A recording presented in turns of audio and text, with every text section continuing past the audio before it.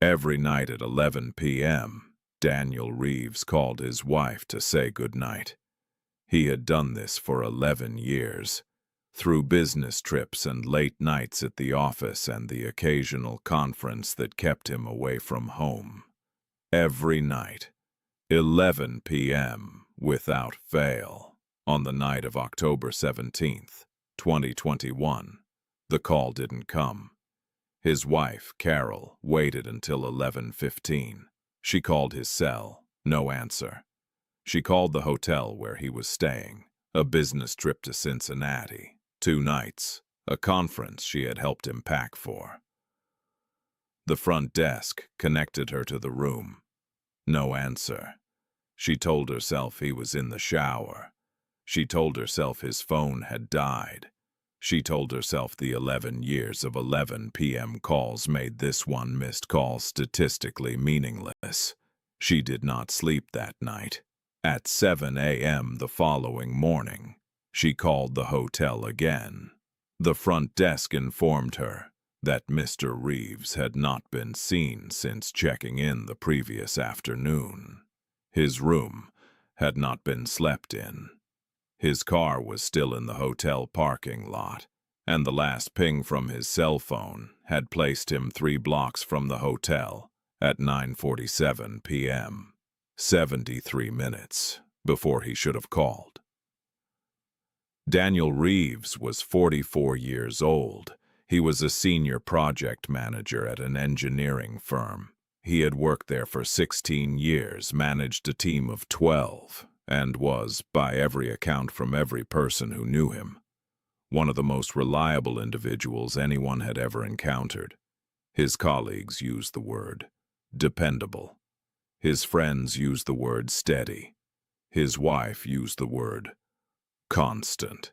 He was the kind of man who did what he said he would do, who called at 11 p.m. because he said he would call at 11 p.m., who had never, in 11 years of marriage, given Carol a reason to worry about where he was. And now he was gone. And the last known location of his phone placed him 3 blocks from his hotel at 9:47 p.m. on a Sunday evening in a city he visited twice a year. And no one had seen him since. The Cincinnati Police Department opened a missing persons file on October 18th. The detective assigned to the case was a woman named Rachel Ford. She had been with the department for 17 years. She was methodical, experienced, and, as her colleagues would tell you, the kind of detective who did not let cases go. She started with the hotel security footage. Daniel had checked in at 2:14 p.m. He had gone to his room. He had come down to the hotel restaurant at 6:30 p.m., eaten alone, and returned to his room at 7:45 p.m. The footage showed him leaving the hotel at 9:22 p.m. through the main entrance. He was wearing his jacket and had his phone in his hand. He walked east on Clement Street. That was the last camera that captured him. Rachel pulled every available street camera in a 3-block radius. She found Daniel walking east on Clement, turning left on Harrison, walking south on Harrison, and then at the intersection of Harrison and Vine, he stopped. He stood at the corner for approximately 40 seconds. And then he crossed the street and walked toward a parking garage on the east side of Vine. The parking garage had no external cameras. He walked into the entrance. He did not come out. Not on any camera. Not that night, not the following morning, not at any point in the 72 hours of footage that Rachel reviewed. Daniel Reeves walked into a parking garage in Cincinnati at 9:39 p.m. on October 17th, 2021. And he did not walk out. Rachel Ford spent 3 days in that parking garage. She walked every level. She examined every corner. She spoke to the garage attendant. a 58-year-old man named George who had worked that booth for 9 years and who told her, with absolute certainty, that he had not seen anyone matching Daniel's description that evening. She reviewed the single internal camera the garage possessed, a fixed camera aimed at the attendant's booth that captured a partial view of the ground-level entrance. Nothing on the footage showed Daniel entering from the inside. The garage had 5 levels, 340 parking spaces. 11 cars had been ticketed overnight, all of them belonging to people who could account for their presence there. No one had seen anything. No one had heard anything. The forensics team found nothing of note. Daniel had walked in, and the garage had simply kept its silence. Daniel Reeves drove to Cincinnati on the second day. She checked into the same hotel. She asked to see the room where her husband had stayed. The hotel manager showed her, apologetically, a room that had already been cleaned and turned over. She stood in the doorway of room 412 for a long time. She said, "He would have called. He always called. Whatever happened, it happened before 11 p.m., before he would have called." Rachel Ford, standing beside her, wrote this down.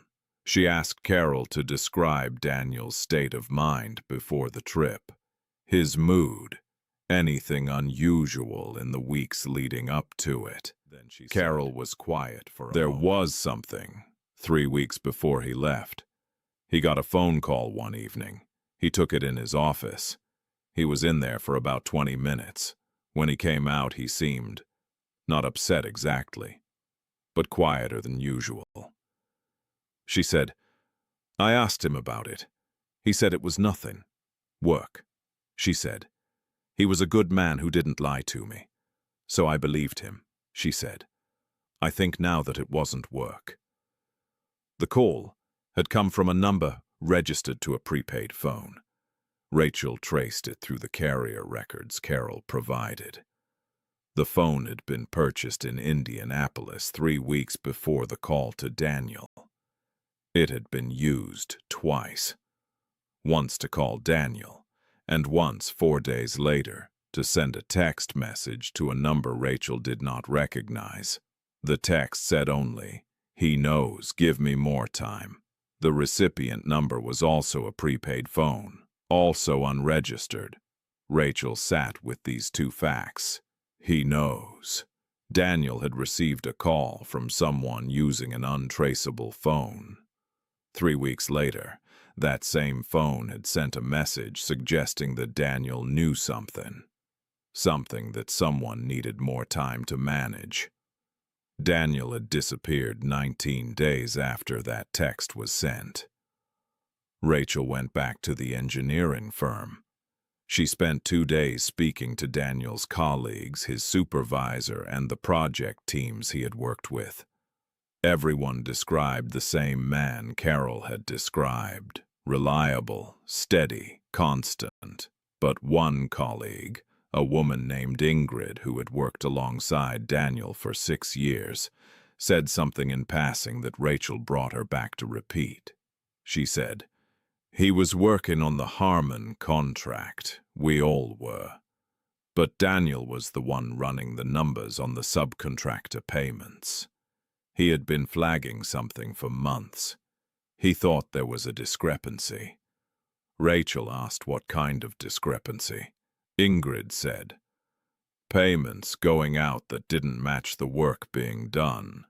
Not huge amounts individually, but over 18 months. It added up. He showed me the spreadsheet once.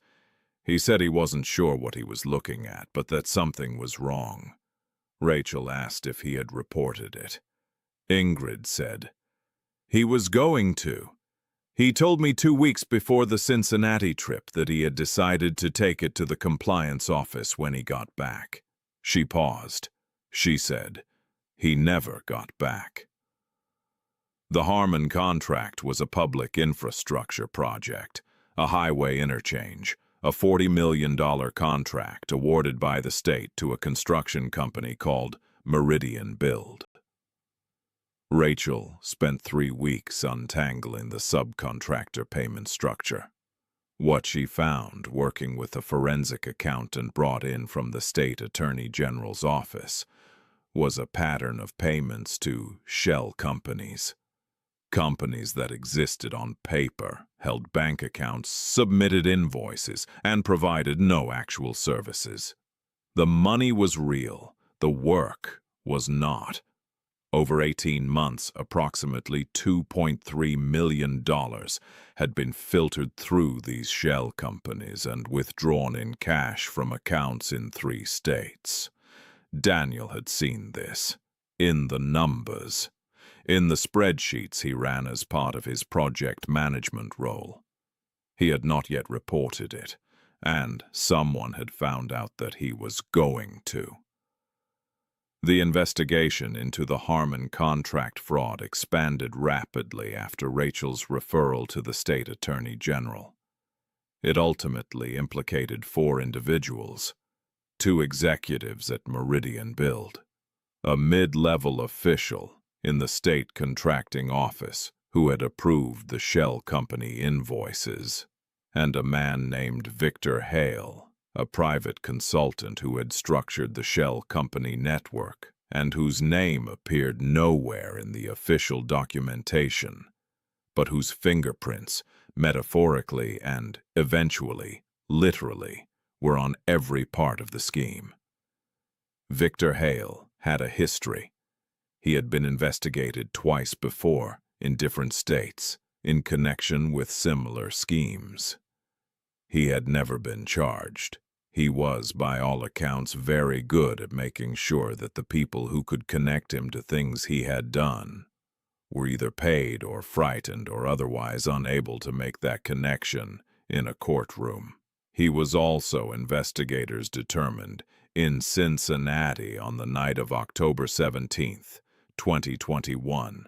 He had checked into a hotel, 4 blocks from Daniel's hotel. He had checked out the following morning. Daniel Reeves was found on November 3, 2021, 17 days after he disappeared. He was alive. He was found in a storage unit in a suburb of Dayton, Ohio. He had been kept there since the night he disappeared. He had been provided with enough food and water to survive.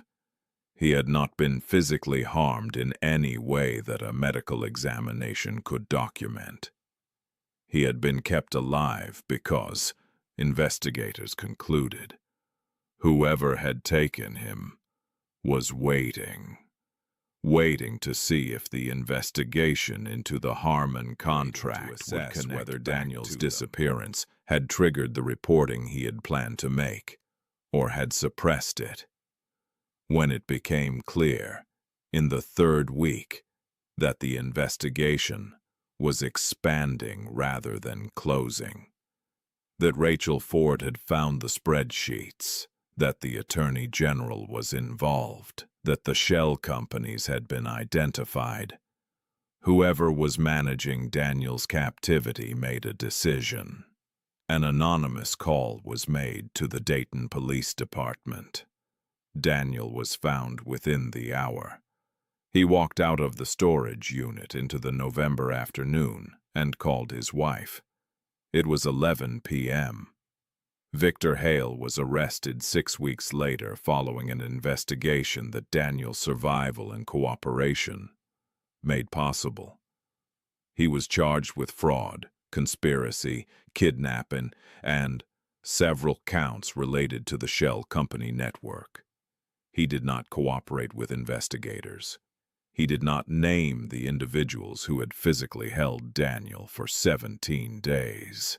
Those individuals have not been identified. Victor Hale was convicted on all counts at trial. He was sentenced to 32 years. He was 61 years old at sentencing. Daniel Reeves returned to work 7 months after his release. He did not return to the engineering firm. He took a position at a smaller company. He and Carol sold their house and moved to a different city. A fresh start, Carol said, in the measured way of someone who has thought carefully about what those words mean and decided they are still true. Daniel gave a statement to the press once briefly through his lawyer. He said, "I found something in the numbers. I didn't know what it meant yet. I was going to find out when I got back from Cincinnati." He said, "I want people to understand that I didn't do anything heroic. I found a discrepancy in a spreadsheet. I was going to report it. That's all," he said. "The heroic thing was done by the detective who didn't stop looking." Rachel Ford is still with the Cincinnati Police Department. She has been asked in the years since what she considers the key moment in the case. The thing that broke it open.